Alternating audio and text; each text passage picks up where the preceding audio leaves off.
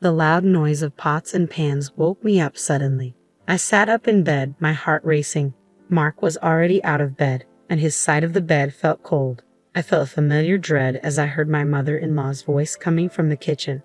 "Mark, you should have married someone better," Eleanor said in a mean tone as I quietly moved closer, holding my breath. Even after 25 years of hearing her put me down, her words still hurt. I hoped Mark would finally stand up for me, but he stayed quiet, like always. I walked into the kitchen, trying to be brave. "Good morning, Eleanor." She turned around quickly, giving me a mean look. "Oh, look who finally decided to join us," she said sarcastically. Before I could say anything, she started complaining about how I keep the house. She criticized everything from the dish towels to how I load the dishwasher. Mark kept busy with his coffee, avoiding my eyes, even though I was silently asking for his support. "You know, Mark, if you had listened to me years ago, you could have married a woman who knows how to manage a home properly," Eleanor continued with a voice full of disdain. I felt my face turn red with embarrassment and anger. "Why didn't you defend me?" I asked Mark, my voice shaking. "Do you agree with her?" He looked down at the floor, shifting his feet nervously. "Mom, that's enough," he mumbled, but his weak attempt to stop her only seemed to make her bolder. "Don't be so sensitive, Beth," Eleanor said dismissively. "If you can't handle the truth, that's your problem." As she turned back to the stove, I saw the pain in Mark's eyes, but at that moment, I felt deeply betrayed, not just by Eleanor, but also by Mark, who promised to love and protect me. I thought I would have a peaceful weekend to myself while Mark was at his weekly golf game, but just after noon, the doorbell rang. I already knew who it was before I opened the door and saw Eleanor standing there with her lips pressed together in disapproval. "Well, aren't you going to invite us in?" she demanded, gesturing to her husband Gerald, who was standing behind her as usual. I forced a smile. "Of course, come in." They walked past me into the living room, and Eleanor looked around the room as if she were checking for dust. "I decided we should have a family lunch today," she announced, settling in on the couch. My heart sank. So much for a relaxing day off. "That's nice," I said through gritted teeth as I went to the kitchen to make something quickly. Eleanor's voice came from the other room. "Honestly, Beth, I don't know how you can live in such a mess. Have you even cleaned this week?" I took a deep breath, reminding myself not to react, but her criticisms kept coming as I prepared a simple salad and sandwiches. "I'm surprised you even know how to cook," she said as I put the food on the table. "You'd think after all these years, you'd have learned something about being a proper housewife." Gerald stayed silent as usual, but I could feel his quiet judgment. "Why did you have to bring them here on our day off, Mark?" I asked desperately when he got home later. He looked away, shirting helplessly. She insisted. "You know I can't say no to her." As Eleanor kept criticizing my homemaking skills during lunch, I felt my frustration with Mark growing. Why did he always let her treat me like this? Just when I thought Eleanor couldn't be more intrusive, she announced that she was planning a big family gathering at our house without even asking me. "I've already invited everyone over for dinner next Saturday," she said one afternoon, walking into the living room without asking, as usual. "You'll need to clean this place from top to bottom, Beth. It's a disgrace." I clenched my jaw as she went on and on about how my housekeeping was not good enough. Mark said nothing and pretended to read the newspaper. The week leading up to the dreaded dinner was a nightmare. Eleanor kept coming in and out, criticizing every detail and giving orders about how she wanted things set up. By the time Saturday arrived, I was a nervous wreck. "Why is the table crooked? Fix it," Eleanor snapped as I set out the plates and silverware just as she had instructed. I bit my tongue and straightened the tablecloth with shaky hands. The doorbell rang, and the first guests began to arrive. Aunts, uncles, and cousins I barely knew. Eleanor greeted them all with a big smile, playing the perfect hostess. "Doesn't Beth's home look lovely?" she said to my aunt. "She's worked so hard to get it ready for us." My face burned with embarrassment as the backhanded compliments continued throughout the evening. Whenever I caught Mark's eye, he quickly looked away. After dessert, Eleanor started clearing plates from the table. "Honestly, Beth, I don't know how you managed this meal. The potatoes were so bland." "That's enough," I said, finally reaching my limit. I turned to Mark, who was slumped in his chair. "Why didn't you defend me? Why do you let her treat me like this?" He looked at me helplessly as the room went silent. At that moment, I realized our marriage was at its breaking point. After the disastrous family dinner, I felt like I couldn't take it anymore. Seeing the helpless look on Mark's face while he stayed quiet during Eleanor's attacks was the last straw. I knew I couldn't keep living like this. The next day, I called my best friend Linda. She has known me since we were kids and is always brutally honest, even when I don't want to hear it. "You have to get out of that toxic situation, Beth," Linda said firmly after I told her about Eleanor's latest insults. "Mark is too weak to stand up to her, and she'll never change." I took a deep breath. "I know, but how can I just walk away from my marriage?" "Sometimes walking away is the only way to save yourself," Linda replied. "You've given Mark more than enough chances to put his mother in her place. It's clear he's chosen her over you." Her words hurt, but I knew she was right. As much as I loved Mark, I couldn't keep exposing myself to Eleanor's cruelty and his unwillingness to act. Over the next few weeks, I started pulling away from Mark and focusing on my own life.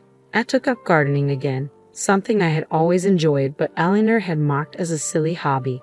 I began making plans to meet friends for lunch or dinner without asking for Mark's opinion. He looked confused whenever I made excuses about his mother visiting or mentioned some other activity he wasn't invited to, but I stayed determined, keeping my true intentions to myself.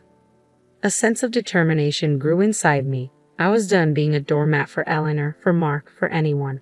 I deserved happiness, respect, and the freedom to live on my own terms. And that's exactly what I was going to do. With newfound resolve, I began taking steps to become independent. I opened a separate bank account and started putting a portion of my paycheck into it each month, keeping it a closely guarded secret from Mark and his parents. Whenever Eleanor would make another unannounced visit, I stayed polite but distant, no longer doing everything she wanted. If she criticized my housekeeping, I just shrugged it off. Her comments no longer hurt me. "What's gotten into you lately?" Mark asked one evening, his brow furrowed with concern. "You've been so different." I forced a smile. "Just reevaluating some things, that's all." I didn't explain any further. The more I pulled away, the more strained our interactions became. Mark seemed completely confused by my sudden aloofness. The once passive wife he knew slowly disappearing before his eyes. Good, I thought. Let him wonder. Let him realize I'm no longer the doormat he allowed his mother to walk all over. In truth, my mind was focused on bigger plans, finding a way to finally break free from Eleanor's toxic grip once and for all. With each paycheck I saved, that future came closer. I knew it would devastate Mark when I finally told him my plans. A part of me still loved him and hoped he might eventually find the strength to stand up to his mother himself. But I couldn't keep hoping for something that might never happen. I had to do this for myself. My new mantra became independence at any cost. The road ahead would be difficult, but I was determined to walk it alone if I had to. No more settling, no more suffering in silence. It was time to put myself first. With each paycheck I squirreled away, my secret savings account grew larger and eventually, it was enough to make my long-awaited move. One afternoon, I slipped out and met with a realtor, explaining that I needed to buy a small home just for myself. She showed me a cozy little bungalow, perfect for a fresh start. I put in an offer that day, using only my name on the paperwork. A few weeks later, the house was officially mine, a space where I could finally breathe, free from Eleanor's toxic presence. But I knew keeping it a secret was only delaying the inevitable explosion. That night at dinner, I could barely look at Mark without thinking about the news I was about to share. Eleanor prattled on as usual, criticizing everything from the meal to how I'd set the table. "Enough," I said firmly, setting down my fork. "I have an announcement." Eleanor raised an eyebrow but stopped talking. Mark looked at me with a puzzled expression. Taking a deep breath, I met his confused gaze. "I've bought a house just for me. I'm moving out." The words hung in the air as Eleanor's face twisted in anger. "You ungrateful little, how dare you make decisions like that without consulting me?" she yelled. "That's just it, Eleanor," I replied calmly. "It's my decision, not yours. I don't need your permission or approval." Mark seemed to shrink in his chair as his mother continued her tirade. I waited for him to speak up, to defend me like he never had before, but he stayed silent and sullen as always. In that moment, I felt both liberated and heartbroken. Leaving was the right choice, yet Mark's passivity showed how little he valued me after all these years. "Mother, stop," he finally mumbled. "Beth deserves her peace." After I announced my decision to leave, an uneasy silence fell over the house. Eleanor had stormed off in anger, as I expected, but it was Mark's lack of reaction that hurt me the most.